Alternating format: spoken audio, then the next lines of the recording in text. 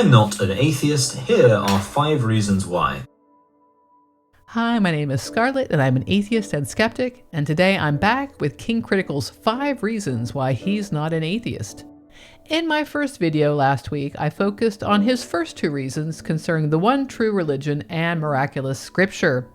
Today I will finish the other 3, which I think of as the science section of his objections. You don't need to have watched the other video to make sense of this one, but you might like to watch it to see how he contradicts himself across his different reasons. And speaking of my last video, since I mentioned I had not seen 12 Angry Men, one viewer kindly bribed me with coffee. So I took a break from making this video. I imagined that Critical had really missed the point of the movie, but wow, did he miss the point of the movie. So thanks, Jeff, for the coffee and the bribe. You win some internet stars and a kitty picture. Susie Q was contentedly napping while I watched the movie. A little more housekeeping before we begin. First, I will be referring to King Critical as either Critical or KC, in case it sounds like I'm saying the name Casey. No, it's the letters K and C, just in case. And here's your trigger warning. You might want to arm yourself for unexpected face palming. I think you'll be happy you did so. You're welcome in advance. So there's your blibbity blab. Let's get going.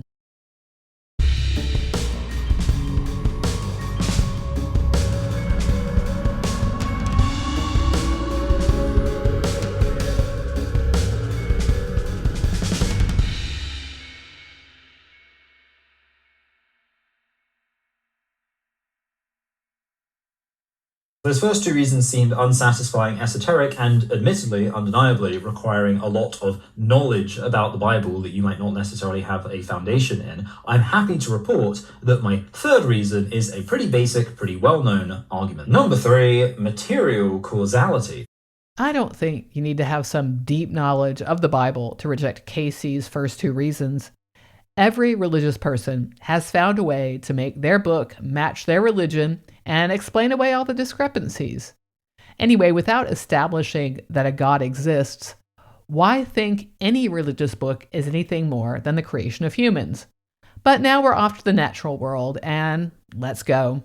So here's the thing, right? All of the material universe is causal, you know? Like, why did you watch this video? Because of neurons firing in your brain. Where did those neurons come from? Matter. When was that matter created? The Big Bang. What has that matter been doing between the Big Bang and now? Whatever the scientific laws of the universe determined it should be doing. All of science is based on the premise that what we observe in the natural world is causal. This may be overstating things to say that everything is causal. I mean, most things are, and in our lives, everything seems to be. But there appear to be uncaused actions in things like the quantum world. Now, this is way above my pay grade, though. I ain't no science-y person. That things don't just happen in nature for no reason. So, quick question. What's the first material thing in space and time part of the natural world? Yes, obviously, of course it was. What if there was no first thing? What if matter always existed in some form? And since it was part of the natural world, did it need a cause? Yes, obviously. Maybe it didn't. Again, maybe something always existed and it just obeys the physical laws that govern the way universes are formed. If the natural world is causal, then whatever caused the first thing in the natural world must have been outside of the natural world, which is to say, supernatural. Or maybe it makes no sense to say outside the natural world. Supernatural exists, boom. Specifically, the supernatural needs to be outside of space and time because the natural world encompasses space and time. So we're talking about something immaterial and intemporal. And whatever this supernatural thing is that created the universe, it would have to be pretty powerful in order to be able to do that. So we're talking about something of great power. William Lane Craig, is that you?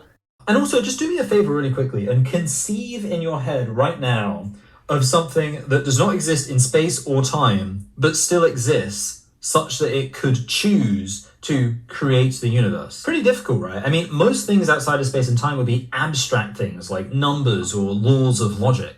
Numbers and laws of logic exist in our natural world. Sure, they are abstractions about the world, but without things to count, numbers are meaningless. Without shapes to calculate, what good is geometry? Or are we going to go to the Platonic forms? But to the point of imagining something outside of our natural universe, no, I can't imagine anything.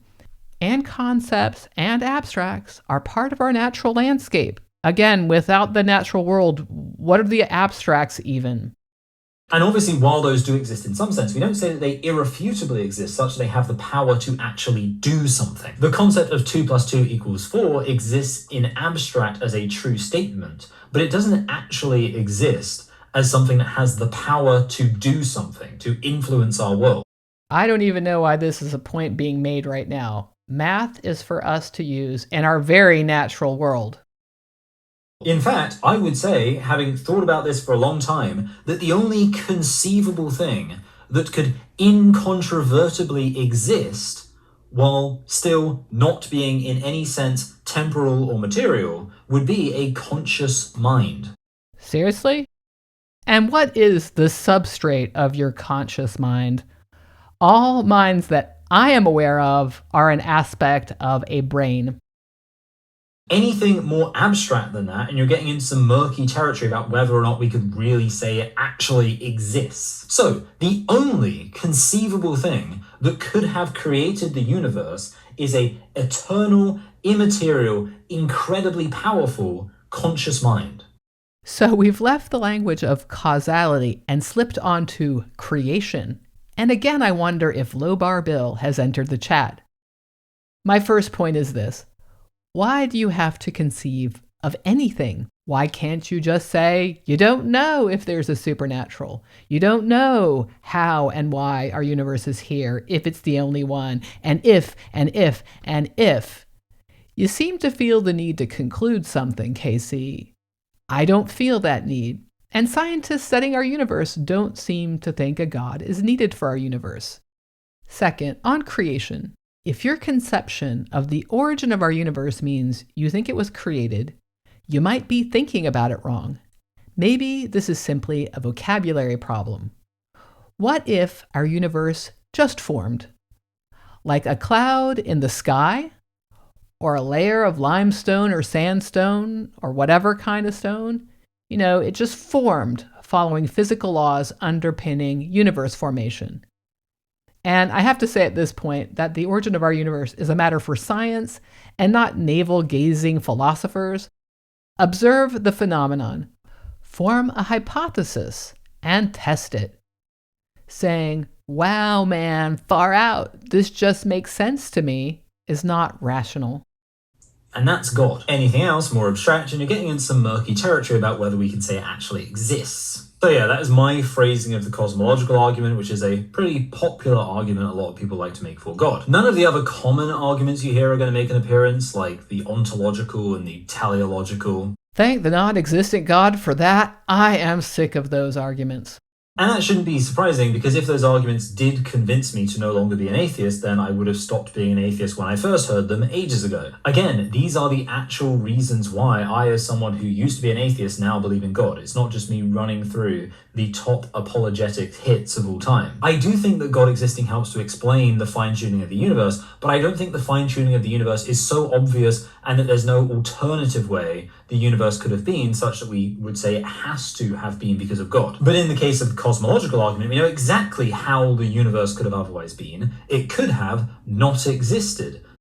How do you know that? Maybe it had to exist because of physical laws.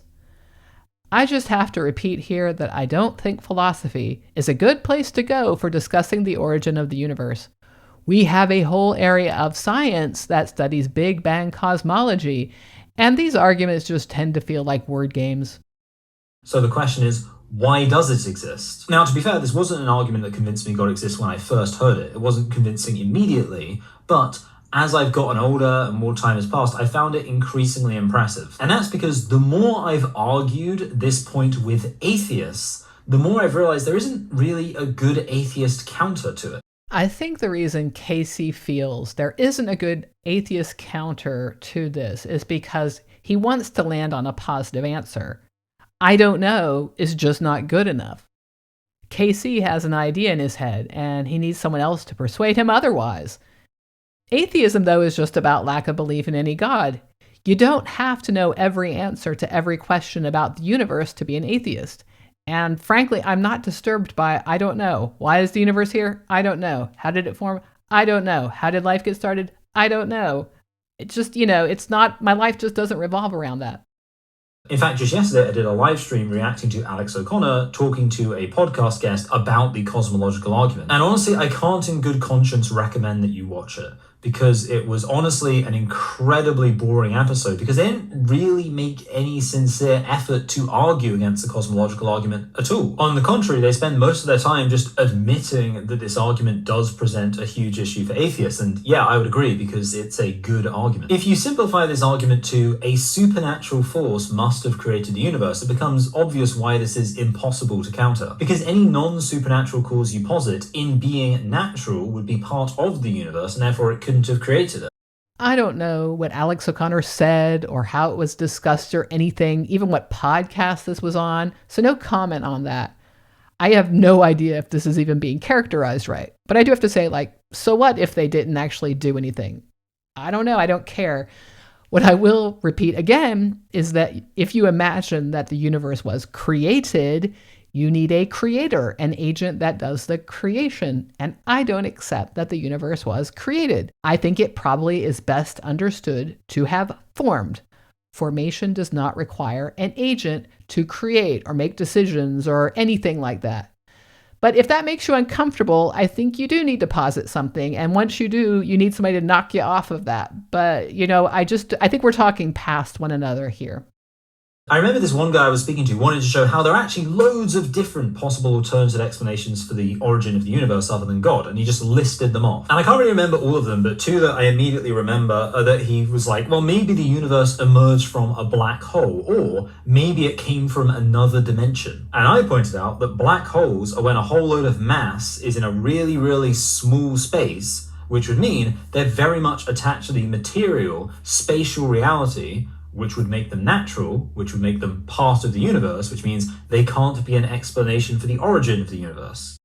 Well, they could, again, if you're thinking of universes forming and that the material for universes is always present in some form, somehow. And as for anything involving other dimensions, dimensions are all about space and time. And since space and time only came into existence with the universe, they again cannot explain the origin of the universe. He gave many examples, almost all of them involving some other part of the universe having created the universe. In other words, the universe creating itself. Things can't do things before they exist. Get off the language about creation, man. That's your issue. No one is saying the universe created itself. The universe formed. God, I hate when I have to keep saying the same shit over and over again.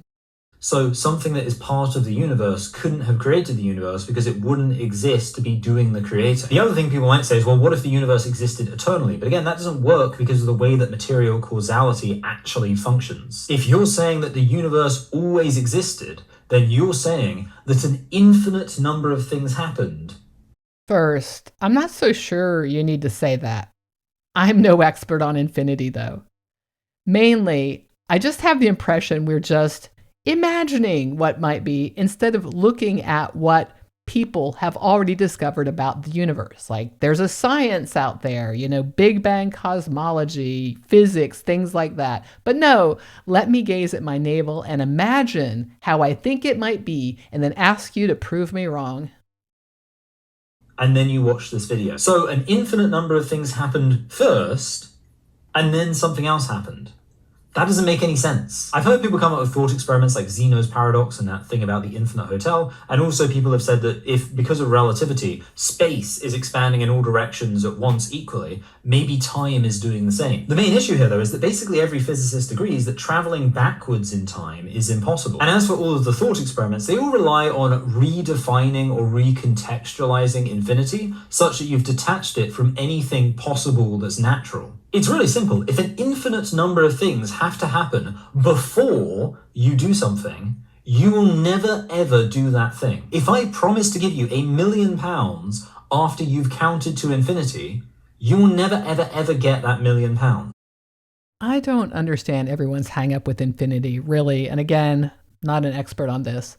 But, our universe formed due to physical laws that we are still working to understand. And then a temporal sequence started, time, and so far it's gotten up to here. We live temporal, finite lives. Even if there are infinite events along a timeline, each event has to be somewhere on the timeline. That infinite pounds thing is a red herring. Of course, I wouldn't want to count infinite money because I lead a finite life and, I won't ever see it. Yeah, just duh. And we don't need to understand and note all things backward infinitely. Like, why? I don't even understand what the traveling backwards has to do with anything. Now, I'm not saying that the universe we see is infinite, just the matter and energy potential of our universe. The real answer, though, as always, is I don't know. I don't know how all this works, and I'm not bothered by my ignorance. It doesn't impact my life. By the way, doesn't this infinity thing cause a problem for God? Isn't he infinite? How can this spaceless, timeless mind exist infinitely? How and why did it want to create our universe and us, and then tell us to sacrifice animals to it, and et cetera, the whole Bible thing? If infinite materiality doesn't make sense, then how does infinite immateriality? And by the way, even if time was expanding in all directions, there would still have to be a point that it was expanding from, so that doesn't even solve the problem of the universe needing a point it started at. If the universe cannot be eternal, and it can't, then it must have come into existence. Come into existence may be the closest we're going to get to hearing that it formed. By the way, I don't think anyone is saying that our present state of the universe is eternal or infinite.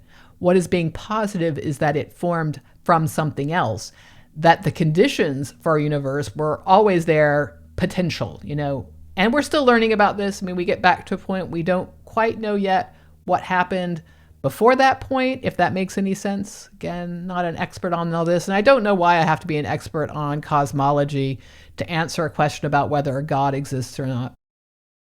If all of science is based on the observation that what happens in our universe has a cause, then the first thing that happened in our universe must have had a cause.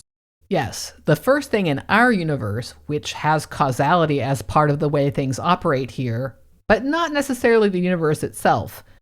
And if that was the first thing that happened in the natural world, then whatever caused it to happen must have been supernatural. All right, demonstrate that. I don't think that's what science says, though. And if this thing was not natural, was not material, was not temporal, the only thing left it really could have been is a consciousness. I'm assuming this supernatural consciousness is God. But Bible God walked around the earth in the Old Testament. He was in the Garden of Eden. He talked to Abraham and Sarah and Moses. He was not just a supernatural thing like he's described physically in the Bible. I know Casey likes reading his Bible. Maybe he could go refresh his memory on those bits. I said earlier that atheists love analogies. They love saying, oh, but this argument you're presenting could easily prove this other thing just as easily. Now, I think these analogies always fail because it's like, well, it proves how good the argument is if this argument would actually give you a reason to believe this seemingly absurd thing if the conditions were met. Some specifics would be nice here, but oh well. I'm not convinced that this argument is so good if it makes you believe something ridiculous without other evidence. By the way, that if the conditions were met subjunctive clause is doing Olympic level weightlifting because I haven't seen that the conditions are actually met. And, more often the case, you realize that the argument is so good because in talking through their attempt to analogize the argument to something else, you realize that it actually excludes necessarily the absurd thing they're suggesting. The problem with these atheists who try to use analogies is if you're going to invoke an analogy, you have to actually be willing to try to defend it, which can get very entertaining. Like, I remember having this argument with someone who said, well, what if I want to say that an invisible pink unicorn created the universe? What they probably didn't expect is for me to then engage them in a serious discussion about why an invisible pink unicorn creating the universe doesn't make any sense. But again, if you're going to posit posit that as an analogy for something that I am willing to defend, then you have to be willing to defend what you're suggesting I should be viewing as equivalent. So I took the analogy seriously and I said, all right, but okay, putting aside the fact that being pink and invisible is kind of contradictory, how can it be that something can be pink and invisible when these are material descriptions, but the creator of space and time must have been necessarily immaterial? Yeah, an invisible pink unicorn, an animal which humans made up, that has a physical color description but can't be seen, is nothing like a god who is a mind without a brain or a body, who exists outside of time and yet has a relationship with us in time. Ha! Checkmate, atheists. Also, for that matter, how could they be a unicorn? We typically understand something as a unicorn based on a physical description of it. But obviously, again, we're talking about something that created space and time. It must be immaterial. So is it a unicorn based on some sort of immaterial unicorn essence? And yeah, we ended up having this protracted argument with this atheist getting increasingly annoyed at me expecting them to defend their nonsense claim. What they wanted is for me to just throw up my hands and admit that my claim must be equally nonsense, even though I can willingly defend that. Right. His annoyance had nothing to do with you missing the point of his argument, kind of like you did with the geographical argument in point 1. What I realized is that the strength of the cosmological argument lies in the failure of these analogies, and that shows why this is such a strong argument for God. Yeah, I just want to laugh at the confidence here. Yeah, the analogies fail if you can't see how they are just like your God. God is the best explanation for the creation of the universe because any other creator posited must, when subject to increasing scrutiny, be redefined to be God. And this is why, while I don't necessarily think atheists must admit that the cosmological argument proves God exists, they must admit that God is the only conceivable explanation for the origin of the universe. This is where the discussion gets tedious. I don't think the universe was created. I think it formed. And I think that science is the place to go to discover how that happened. Random atheists giving analogies, then maybe they're good at defending, maybe they're not good at defending their position, I don't know, but that's just not a demonstration of anything. Like Casey said, the cosmological argument is great if you insist on this as a creation event. But then, why in the Bible does God walk on earth? He's described as having a body and legs, I think specifically. Why did some timeless entity decide to create a vast, time-based universe where we exist on a very tiny speck with a lot of it going to waste? Just doesn't make a lot of sense to me.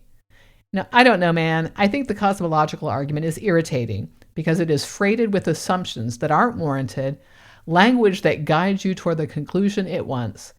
And it also doesn't capture how humans have claimed to have interacted with gods throughout time. Like, it doesn't capture any specificities of a god, just some being that created it. And again, I'm not convinced that this was a creation activity.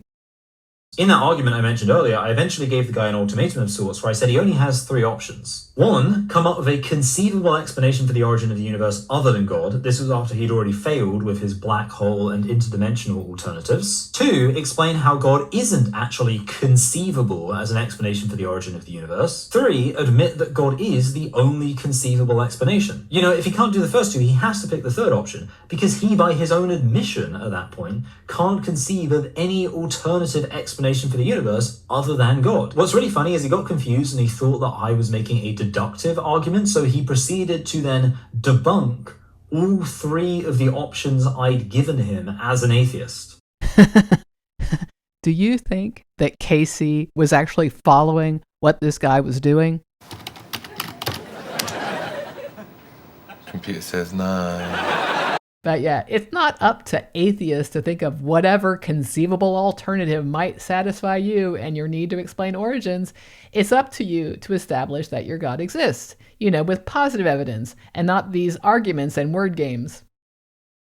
Now, I do just want to say one final thing about this argument as a public service announcement. This is not a God of the gaps argument. It's so funny to me that I can present this argument where I'm saying that we know all these things about the material universe, and we know all of this stuff about infinity and how it makes sense to conceive of infinity. And we know that if there is an origin for the material world, it can't be part of the material world itself. And we know that there's all these ways we can conceive of immaterial things, but none of them really make sense as something that can definitively exist except for an immaterial conscious mind. And I go through all of this and I say, based on this stuff that we know, it makes sense to conclude God exists. And people will, without a hint of irony, then say, so you're making an argument from ignorance. Hate to break it to you, but you are. And this is a God of the gaps. Too cool.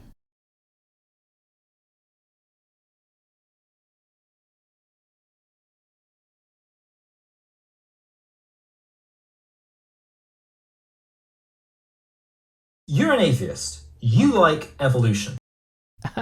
I don't like evolution. I think there's evidence for it. Imagine if someone explained all the things we know about genetics and the fossil record and the mechanics of how natural selection works. And someone said, okay, so you're arguing from ignorance because you don't know what explains the fossil record, the genetics, all of this other stuff. You're just slotting in evolution as an explanation. Okay, so I can't believe I have to explain this, but evolution is not some supernatural force, or even really a natural force. It is the word we give to the mechanism that we see that produces all the life forms that are alive today, as well as those that are past, and we see them as fossils in the record.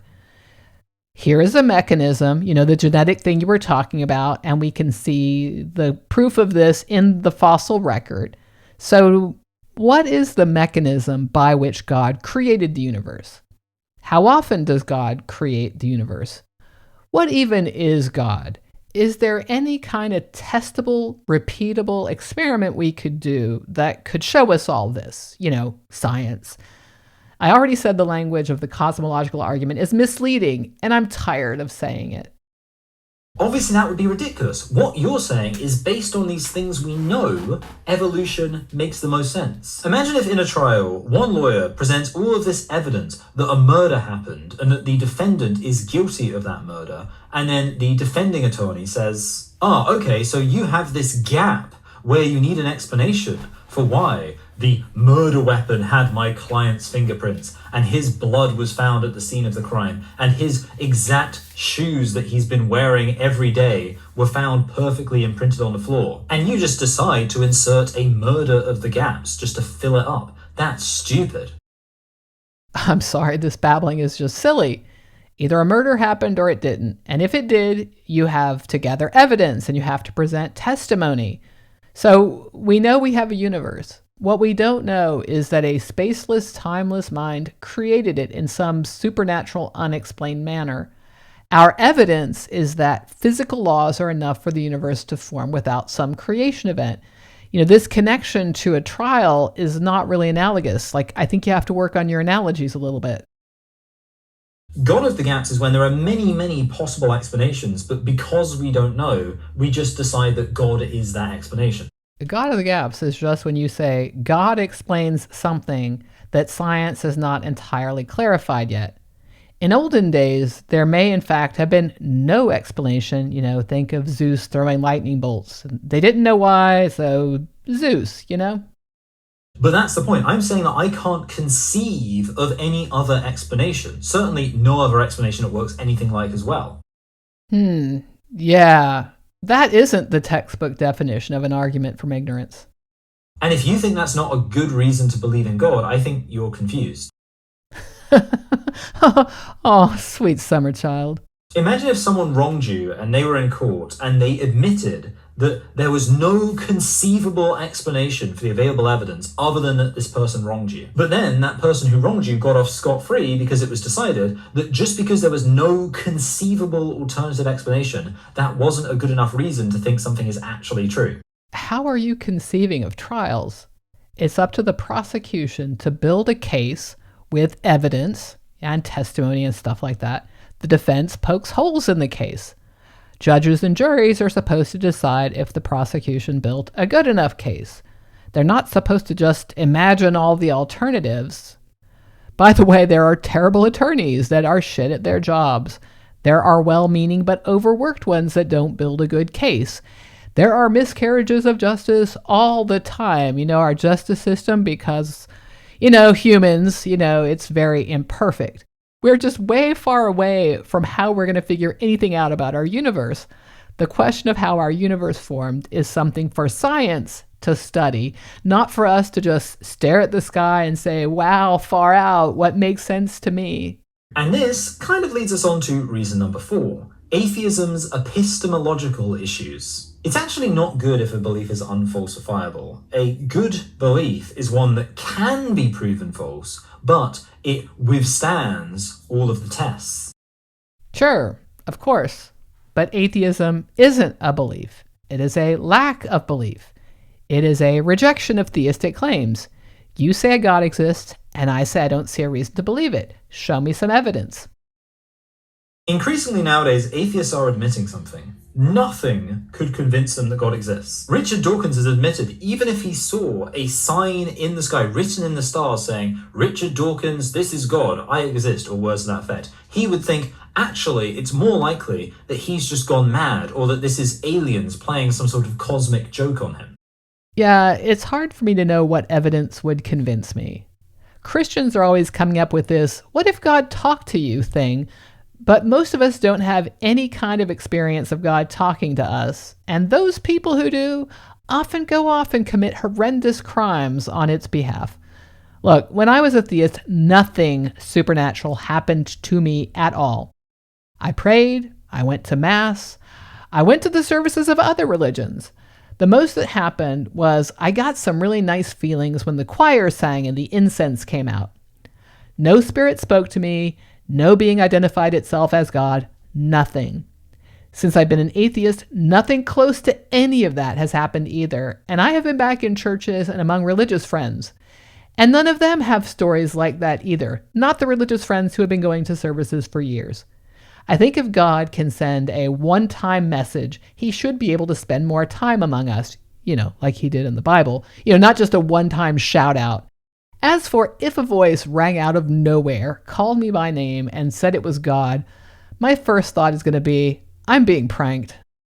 An apparent axiom of naturalism is if a naturalistic explanation is possible, a supernatural explanation should always be rejected. We see this from David Hume, who made a very well-known argument against miracles, where basically he said, given that there is no undeniable evidence of a miracle having happened, but we do have evidence that people losing their mind is perfectly possible, it is always more appropriate to assume it was a natural explanation, like someone losing their mind, than that it was ever a supernatural explanation, like a miracle.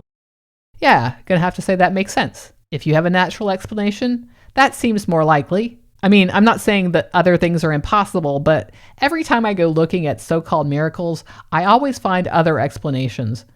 Often, the miracle story I heard leaves out critical context and information, and so it just seems so miraculous. Yeah, right.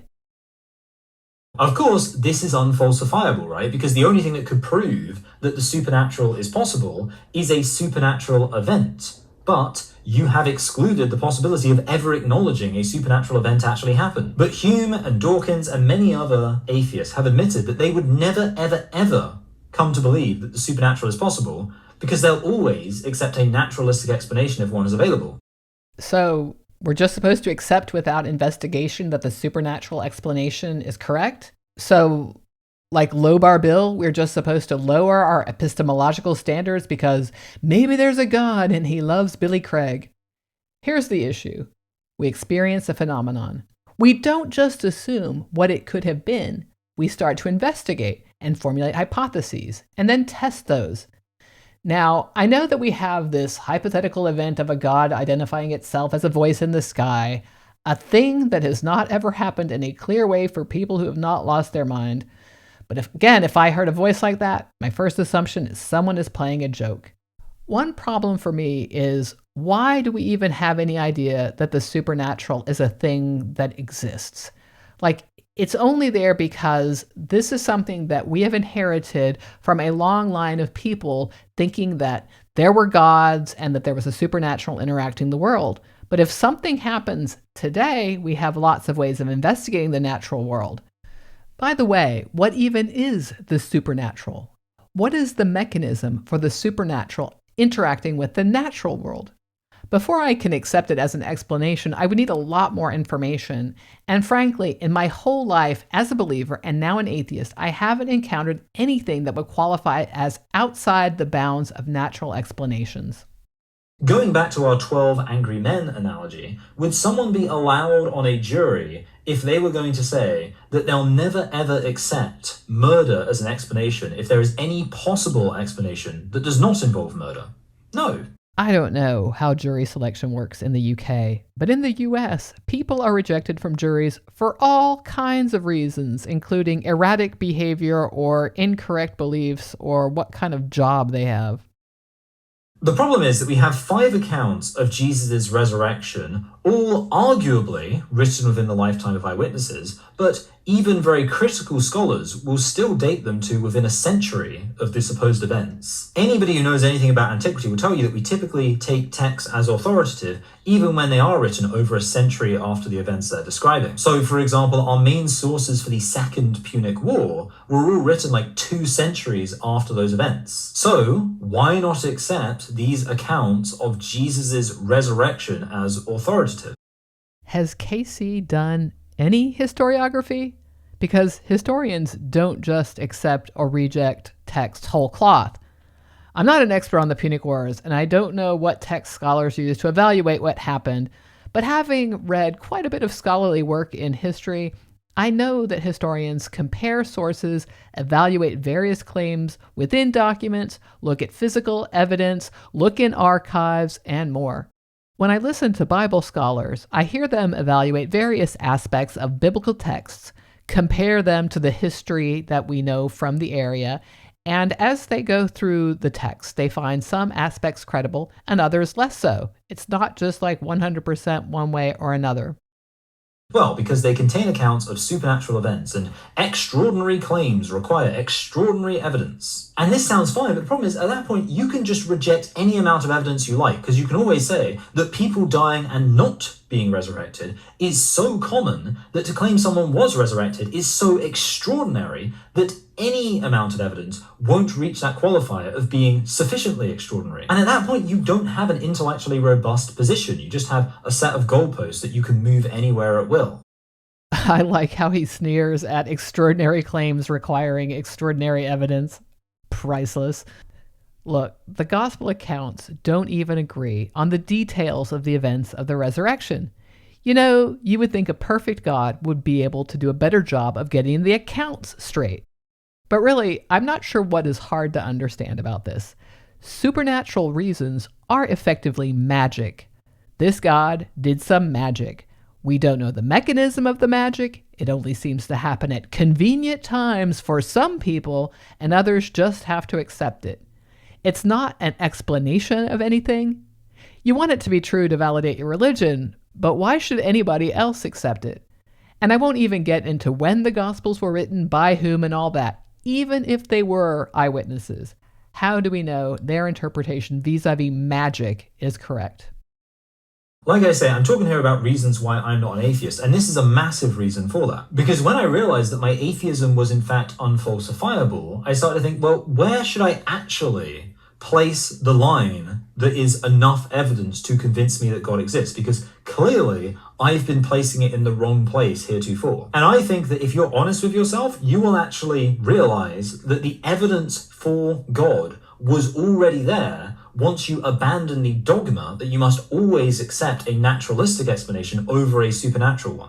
If your God is all-powerful and all-knowing, this shouldn't be a stretch for him to figure something out that would convince me. And by the way, I was a believer for the first part of my life. I did think that maybe a supernatural existed and it might explain parts of our world. Even after I left Christianity, I thought there might be some supernatural God or energy or something, you know? I still remember that feeling. I just don't accept it. I don't think it's true anymore. So unlike you, I was totally prepared for there to be supernatural shit, and I was disappointed time and again. And in my view, this is a major epistemological issue with atheism that atheists have to reconcile with. What is the actual standard by which atheism could possibly be disproved? And is it possible that you're dismissing a lot of what I've been saying in this video and a lot of what other Christian apologists will say because you actually do have a standard that makes it impossible for you to change your mind? And if you actually really thought, what standard should you be holding supernatural claims to such that your naturalism is rendered unfalsifiable, might you realize that at least one religion has already met that standard? Well, I already just said that I did believe in supernatural shit, and I don't now. I did come from Christianity. I know all the claims. I have lots of friends who are still Christians.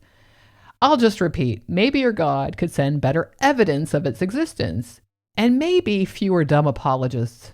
Also, I just realized I forgot to write this in my script, but this was something I really wanted to point out. A lot of atheists will show that they just don't understand epistemology when they start talking about the idea that the Bible must be false because it contains descriptions of supernatural events. And then Christians will say, well, it's not a problem that the Bible contains descriptions of supernatural events because within a Christian worldview, there is a mechanism by which these supernatural events can happen. And then atheists will say, that's you making a circular argument. You're saying because God exists, that can explain these supernatural events. That's not a circular argument at all. You are the ones making a circular argument because you're assuming God doesn't exist, such that you can then say that supernatural events are impossible, such that you're then saying that the presence of supernatural events in the Bible means that we shouldn't take it seriously. And many, many serious atheists I've heard have said, how can someone believe in Christianity? It contains stories about snakes and donkeys talking,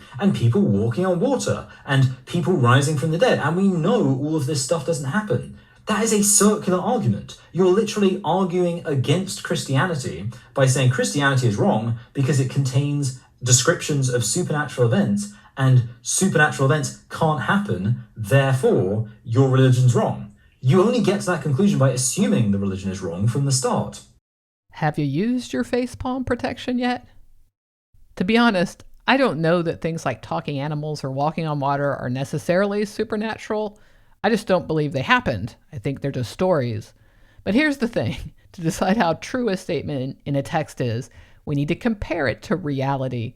Assuming you are not a novelist just imitating the world, but you want to tell me something that's real, we need to compare your book to the real world, and the Bible fails. It fails at what the science says. It fails at what we know of history and archaeology. We don't see people walk on water, and we don't see talking snakes.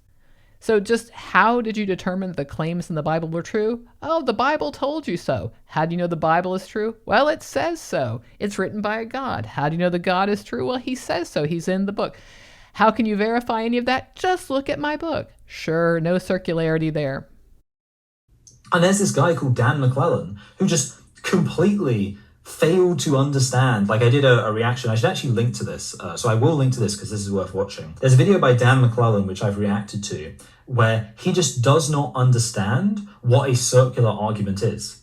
And he thinks that it is a good, basically his argument against Christianity, or at least an argument he defends, is that because it's impossible for people to, through natural means, remember conversations perfectly, therefore the Bible can't be a perfectly accurate description of events.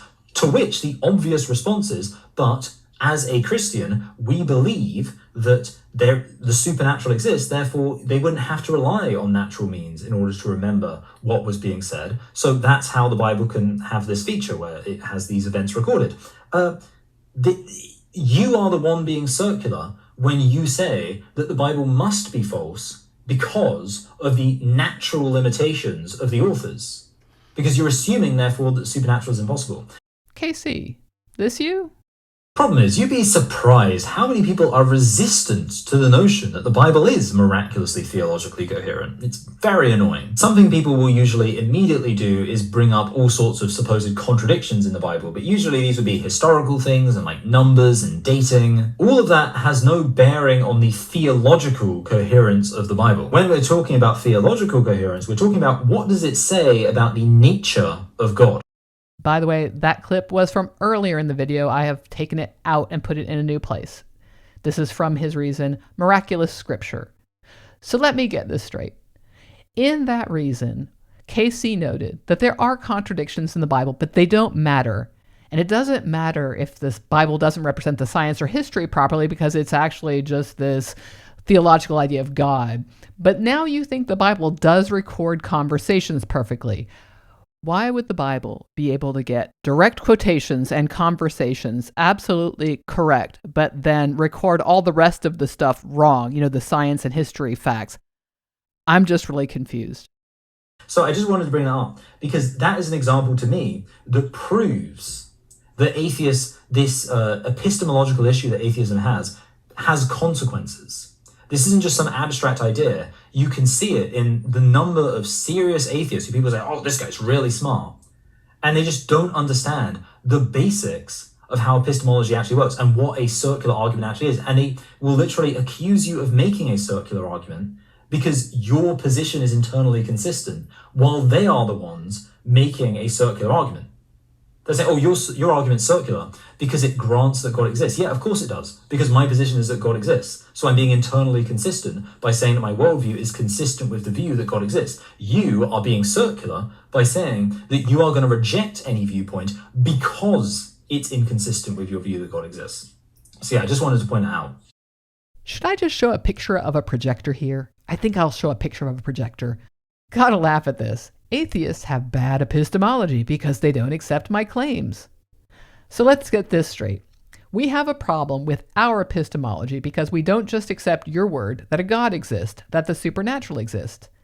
Demonstrate that a God exists. Demonstrate that a supernatural exists outside of a book telling you it does. It's not circular for me to say that in order for me to accept the claims in your book, you first have to demonstrate the deity whose nature is supposedly revealed therein. Start with the God, then the supernatural, and then we can start looking at the claims of your book. Right now, your book does not match reality.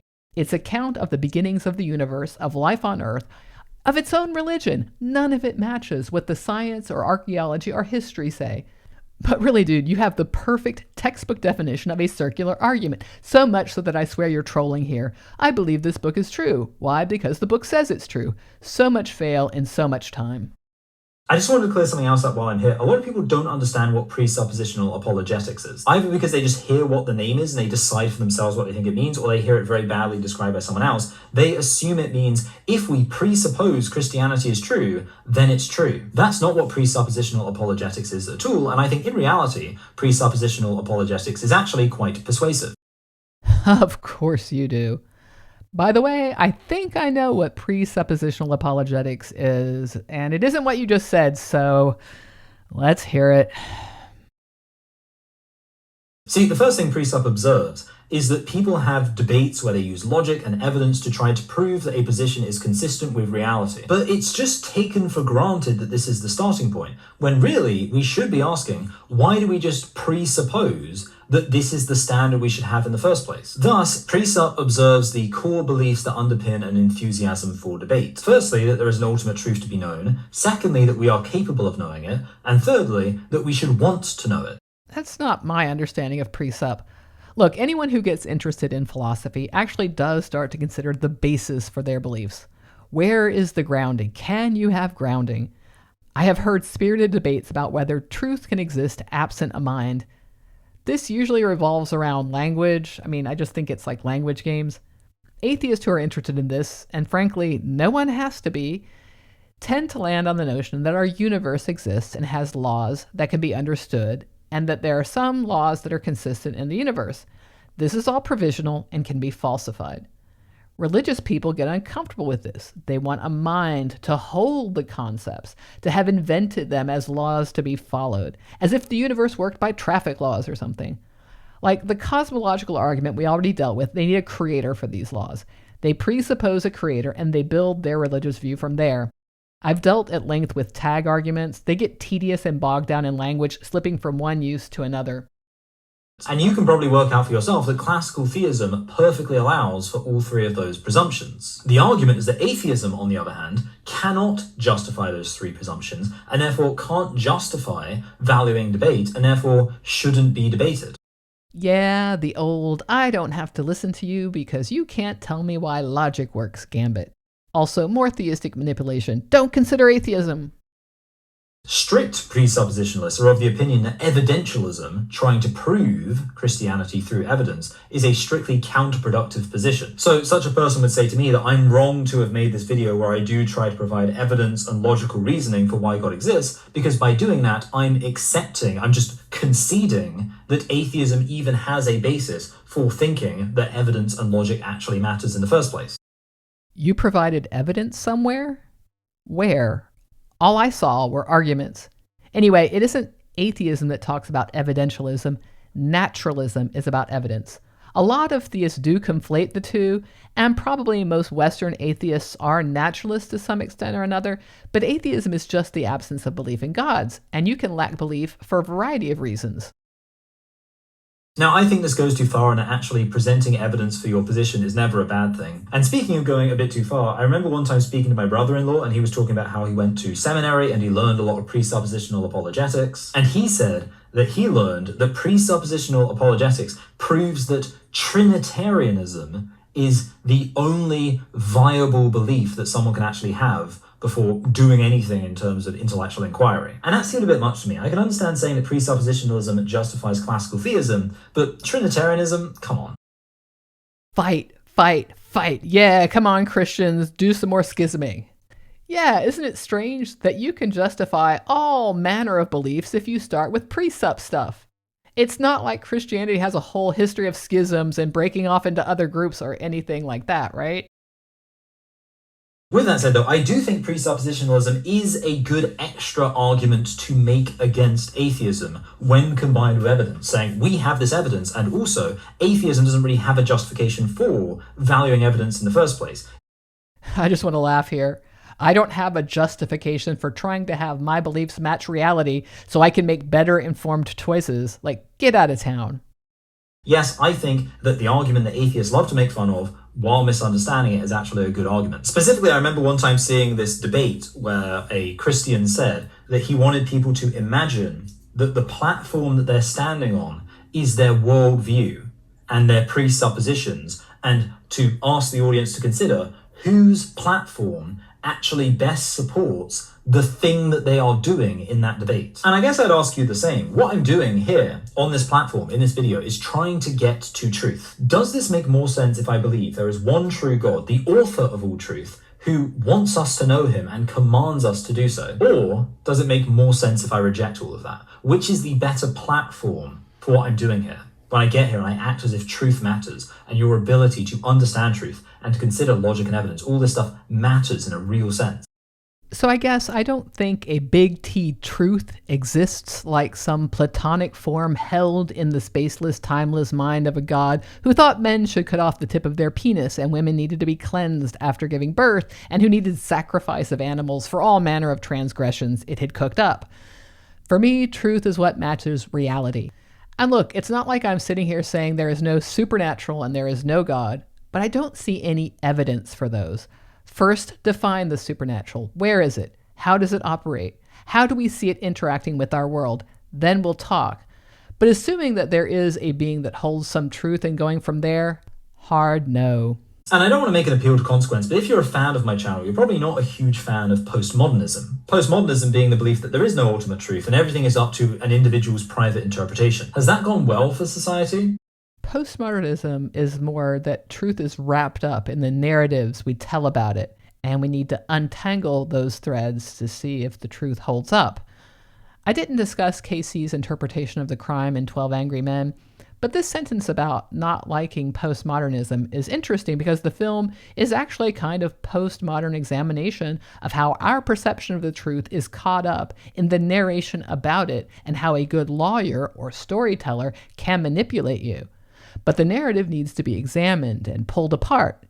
It's no surprise to me that Casey would have gone with the prosecution in this movie and not examined the case presented, case closed, all done. And, I love this implication that society is especially bad now. Like in my country right now, the United States, in spring 2026, I see all manner of heinous acts justified by an evangelical group of people claiming this is what God wants. That has nothing to do with moral relativism and all with accepting that they have a truth and this is the truth and don't you tell them it's not. I don't know what Casey's knowing look implies here as he says this, but history is full of moral scolds telling their contemporaries how depraved they are. This isn't new. We're not any different from the past. Humans are gonna human,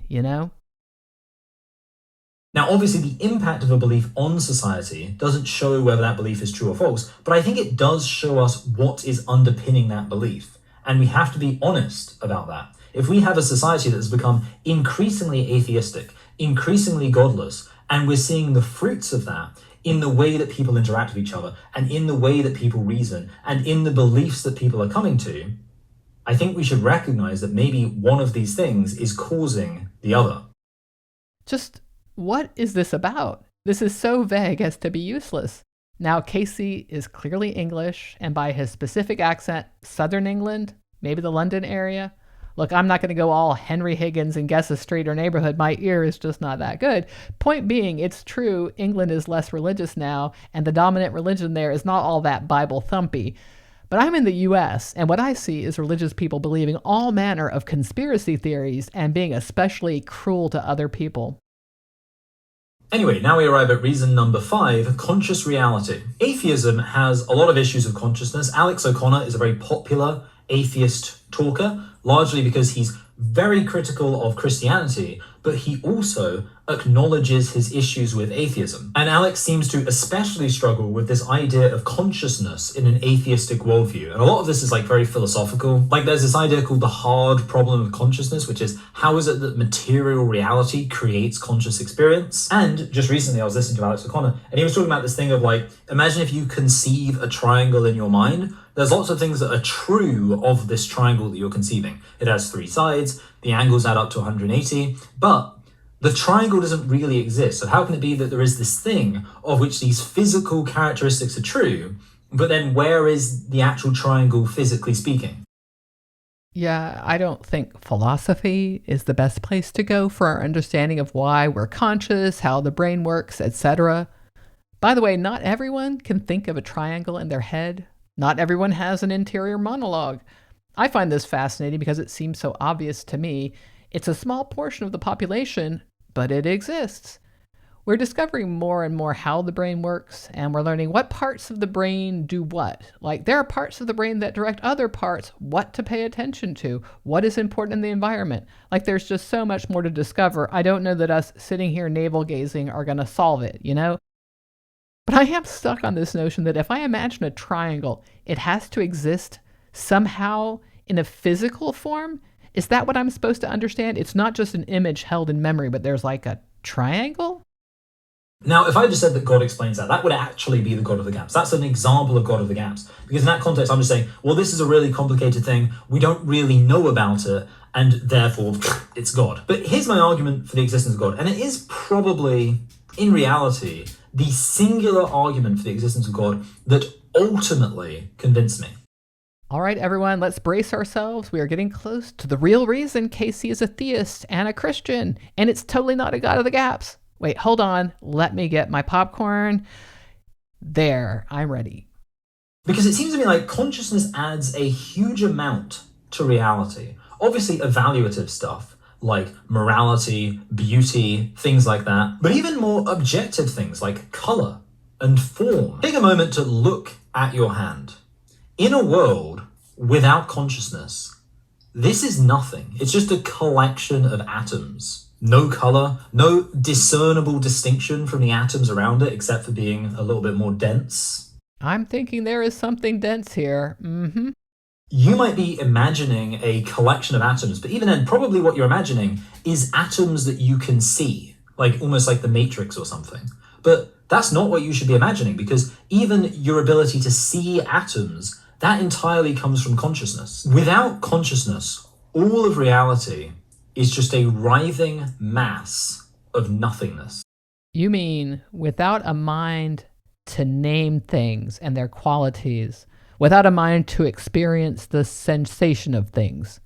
I mean, I think even if no mind contemplates the universe, that stuff is there. The physical laws are, going about their day. There's just no one here to name it and describe it. That's not nothing. Oh, I think I know the right illustration for this. God the Builder. God the Builder, can we fix it? God the Builder, yes we can. That was probably blasphemous. Anyway, back to the vid. And to me, the difference between a writhing mass of nothingness and what reality actually is, filled with light and form and colour and texture and smell and taste, that is a massive difference. And to me, my argument is because consciousness is such a big part of reality, it makes sense that it has been there since the beginning, that it is part of the origin of the universe. Blink, blink. It just makes sense to you? All right. Yeah, totally not doing a God of the gaps here. Look, of course we can't imagine a world without consciousness. We are conscious beings. Sure, things like touch and taste and sight and beauty and all that, that's important to us. That doesn't mean there has always been a consciousness. Like, if you genuinely believe that for 10 billion years, the universe was just a writhing mass of nothing, and then suddenly some atoms start bumping into each other, and they decide to create the universe anew with this entirely novel dimension of sound and beauty and signification. And all of that just emerges from this writhing mass of nothingness bumping into each other until it creates all of this. Fine, you do you. This isn't exactly Brian Cox describing the Big Bang, is it? Question. What is a writhing mass of nothing? Scratch that. What is a non-writhing mass of nothing? Like, how does nothing bump into nothing? Can nothing exist? We've already talked at length about how I think the universe formed due to physical laws. And I will be happy to update my understanding as we learn new things. The emergence of consciousness is an interesting area of study, and I don't claim to totally understand it all. But what appears to be the case right now is that consciousness is an emergent property of a brain, kind of like a manager working with all the different functions, and different animals have different amounts of consciousness and different brain functions. And let's learn some more. Couldn't be me. Stephen Hawking said, "We are the universe experiencing itself." And I think that's a lovely sentiment, but it begs the question, why? Why is the universe experiencing itself? It is a nice sentiment in a poetic way, but I think we are part of the universe, and we are experiencing it. I don't quite know what Hawking meant, but I don't think the universe is a being that created little beings to experience itself. That doesn't make any sense to me. If the universe existed for 10 billion years without any experience, and there was never any experience before then, why does experience exist now? That's how timelines work. Consciousness emerged, at least here, at the time it did. What's the problem? And if a spaceless, timeless consciousness existed in the supernatural, why did it decide to create us in the way it decided to create us? And then why did it sacrifice itself to itself? I'm looking out my window right now and it is snowing, finally, and I'm wondering, did this need to happen? Could the universe have just been something where some atoms float down and they're bumping into other atoms, but all they're doing is just atoms making its way through atoms, and all of the beauty of it just doesn't exist? It doesn't need to exist. I don't think so. Maybe it couldn't have been any other way. Maybe what happened is inevitable. Frankly, I don't know, and it's cool to contemplate, but I'm not sure I have a way to find out. Okay, time for more popcorn. A big reveal is coming. See, before I became a theist, I was very briefly something else, a solipsist. And basically, solipsism is the belief that the entire universe is the creation of your own consciousness. Anyone surprised after all this navel-gazing? And the reason I found myself believing that is because even before I became a theist, I was already realizing this idea of consciousness, when you realize how significant consciousness is, this idea of consciousness as an afterthought makes no sense. The idea that the universe existed for potentially nobody to ever experience it, to ever have a thought about it, to ever observe it, to ever sense it, that doesn't make any sense. Why doesn't it make sense? A lot of the universe is out there right now, existing without any consciousness experiencing it at all. So I already believed that the universe was a product of a conscious mind, mine. And then one day I went cycling and I saw a church. And in that moment, everything made sense. There was a really obvious explanation for why this universe exists, where conscious experience adds so many layers of reality to it. I consider that to be the very moment I became a theist, the moment I looked to that church and I realized theism explains why so much of this stuff that otherwise doesn't make sense actually makes perfect sense. So your story is this. You had a self-centered idea of the universe, solipsism, and you went cycling and saw a church. That's it? I'm done with this popcorn. Now, I imagine that one person will insist on pretending that what I've presented here is an emotional experience. You don't say. I was sat around feeling a load of emotional feelings about the beauty of the world, and this caused emotional turmoil, and then I had this emotional experience of God, this spiritual experience, and that led to an emotional catharsis. No. It was entirely intellectual. Intellectually, I recognized the perception of beauty to be a real part of reality, to say nothing of all the myriad other ways that consciousness creates a new reality. Intellectually, I struggled with this the same way I struggled with every other intellectual question in my life. And when I realized that God exists, yes, there was an emotional moment there because that is quite a significant thing and it does have emotional implications. But in terms of the realization itself, it was no more or less of an intellectual catharsis than when you realize a mathematical formula that explains an equation. You can intellectualize an emotional response. I guess I'm struggling to see the intellectual side of this anyway. It's like, wow, man, why does beauty exist? And then you saw a church. Aha! Here's an easy explanation. God, magic, no need to explore more. Emotional reasons don't mean that you were overwhelmed by emotion necessarily. I mean, that can be one thing. It's that you have intuitions with no evidence and you want to soothe that concern. Afterwards you can backfill with the intellectual side of things and act like, you really did this for intellectual reasons. I will note that what's missing is anything that science has discovered about the brain. It seems like you wanted to confirm what you already believed, and that's it.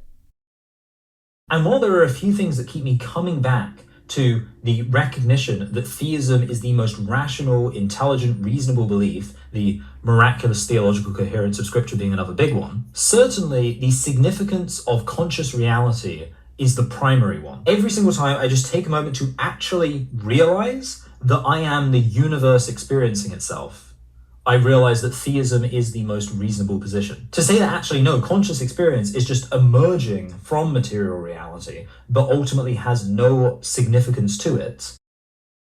What does that mean, has no significance to it? Do you just mean that the universe is indifferent to our experience of it because it is not conscious?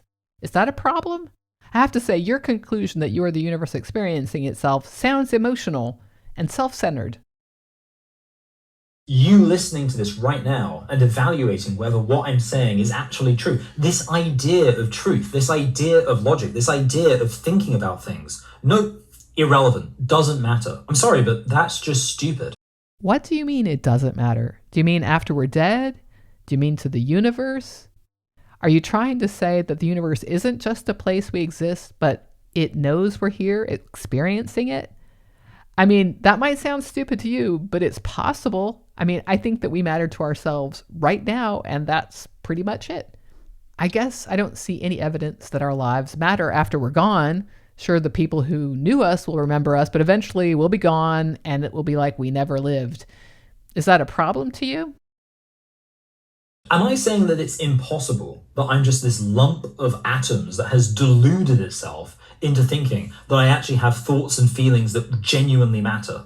No, it's not impossible, but I genuinely think that the bigger self-delusion would be to convince ourselves that ultimately this doesn't matter. And I think that deep down, actually, most atheists do think this does matter. They do recognize this is important, and they actually don't think it makes sense to just say this emerged from unconscious, unfeeling matter. And actually, it is that very sense of their own importance that leads to them thinking that them coming into existence in this universe should just be taken for granted. So they don't really need to think about how did this happen. Says the former solipsist. Look, it's not a matter of what I would like to happen, but what actually is. To me, ideas and thoughts, and yes, truth, little t truth, matter because I'm alive right now, and it's a great way to spend my time. But after I'm gone, I'm gone. I agree that you are important as a conscious being. But if it's just about you, if you are the origin of that sense of importance and the origin of consciousness itself, ultimately, insofar as people like you are that origin, and that the universe doesn't need to actually have any of this consciousness existing in it at all, I think that's absurd. And the only way out of that absurdity is to rightly surmise that consciousness doesn't emerge from material, but rather material emerges from consciousness. Besides the vibe of what seems absurd, do you have any research to back up this thought? Have you done any studies or have you read any studies to show this? And honestly, I think if you imagine a world without consciousness and then you realize how much of reality exists only with consciousness, and even how much of material reality ultimately only exists with consciousness, because I would say color, light, all this kind of stuff, texture, all this stuff is part of material reality, but only with consciousness. I would say that our lived experience tells us that material reality emerges from, is subordinate to, and is ultimately created by that which is conscious. I think there is a confusion here. Maybe this is a language problem again. Color is actually just light waves hitting and bouncing off objects, and we can see a certain spectrum of it. And it's helpful to us to have names for parts along that spectrum. And texture exists, and our experience of texture is part of the naming we've given to it, the experience of texture. So without us, without consciousness, would photons exist? Yes. Would atoms in a pattern that we perceive as texture exist? Yeah, just no one to experience. Obviously, the experience of them would not, because duh. But the stuff would be out there. This is all very Philosophy 101 to me, and we could argue about whether reality exists if no being is there to instantiate it. And, we could play a lot of word games like that. While I am the center of my own reality, I don't take it for granted. And I don't think I'm all that important in the grand scheme of things. I'm just a little blip on a little dot, here in this vast expanse of space. So yeah, that's why I'm going to trust my lived experience on this one and say that there is a conscious author of the universe, or else consciousness would not be so important. Well, I think that's a stretch. Anyway, everyone, I've got just a little over 2 minutes to conclude before my camera runs out of space, and I don't want to have to switch over the card because that would be annoying. In fact, if it does happen, you'll probably just get a blank screen at the end, and that's good. You can get an idea of what atheists think would be perfectly okay for the universe to be like, and there wouldn't be any just obvious absurdism in that. I mean, there just wouldn't be anybody there to experience it. It's not like it would be nothingness. I mean, stuff would be here. There just wouldn't be anybody to know. There wouldn't be a mind, a consciousness to know that the stuff exists. So I started off with the 12 Angry Men analogy. I think I've had that idea, that idea of the 12 Angry Men way of understanding atheism, I think works very well.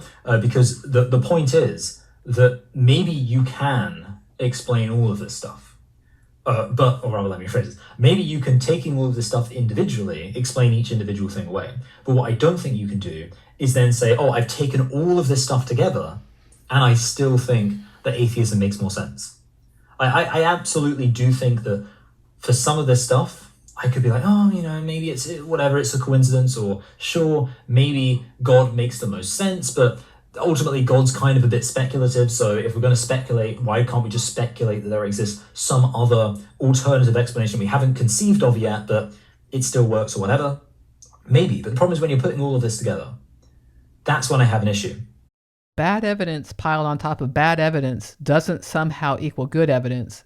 0 plus 0 will always equal 0. The other thing I should say, again, I just want to reiterate this. These are actually my reasons why I am a Christian. I don't want this to be understated, or rather, again, why I'm not an atheist, but I'll talk about being a Christian, even though, again, why I'm a Christian also has to do with the specific reasons why I reject other religions and stuff like that. But I was an atheist. I was unambiguously an atheist. Just no, it wasn't like, oh, I was angry at God, blah, blah, blah. No, I just genuinely didn't believe in God because I didn't think there was good enough evidence for God. This is the evidence that convinced me. I'm telling you right now that when I was 17 years old, I did not believe in God. I looked into this stuff, I explored, and when I was 18, I had that moment of, wait, this makes sense. And then some of this other stuff has emerged as I've thought about it more. The big example of that is the ontological thing, which again, I think actually serves as a reason why I'm being serious when I say that I was genuinely an atheist. Because when I'm saying that all of the really popular arguments for God, none of them convinced me. Because again, I'd heard them all the time. I'd been kind of immunized to them, if you like, because I'd just heard them in so many different contexts. And it was only when I became Christian due to all this other stuff that I then found the classic arguments persuasive. Look, I'm fine accepting that Casey was actually an atheist, and, I don't care about that. What I wonder, though, is, was he actually really skeptical about things? Was he really examining reality? And it just doesn't sound like that was happening. That's all. But yeah, with that said, if someone's going to respond to this, I'm definitely going to run out of space, whatever. I've just embraced it at this point. If someone is going to, I would love it if people responded to this. I think that would be really, I would find it interesting to see what people have to say. Well, I hope you're happy with my little channel giving you my response and how I see the world. Again, I would just ask that if someone is going to respond to this, then they should react to this recognizing this is not guy who is a Christian sits down and decides to come up with loads of ad hoc explanations for why him having always been Christian is valid. No, this is guy who became Christian telling you the actual reasons why he became Christian. So, I don't know. I don't know if that should really affect the way people engage with it, but it's just something worth bearing in mind. I suppose the one thing I would say is that this is not necessarily intended to convince you. Because obviously one of the things I focused on a lot was my deep study of religion and comparative religious studies. If you don't want to do that, a lot of this probably won't convince you, but that's your choice to not really look into it. So that's all I'll say there. I actually have more space than I thought I did. Curious. Anyway, there we go. Just as I said it went. Anyway. I have to say, for my part, I did respond to these reasons as if they were sincere. I had a few comments on my last video asking if this is a troll, and to be honest, I don't know. I can't know for sure. We're on the internet. Anybody can say anything, and people can rage bait and say things that aren't true. But I did answer sincerely, and I took them as sincere. These are arguments and thoughts that I hear regularly. And that's where we're going to stop. That's pretty much where his video ends, in the black, which is where we're all going to end up one day, as we shuffle off this mortal coil, and nobody will be there to experience whatever it is that's happening at that point once we're gone. There's no ghost in the machine, if you know what I mean. So there you go. Those are the last 3 reasons why King Critical is not an atheist, added to the other 2. This has turned out to be quite a long video, and I hope you enjoyed it. And even though it's really long, I couldn't say everything there is to say, and you might have some other thoughts. And if you do, I would love, love, love to read them. You can put the comments down below, and while you're down there, you can do all the liking and the subscribing and the YouTube stuffing. Thank you so much for all the YouTube stuffing. Please pour out all your libations to Algorithmo and his consort Algorithma, that they may grant you lots of good YouTube recommendations.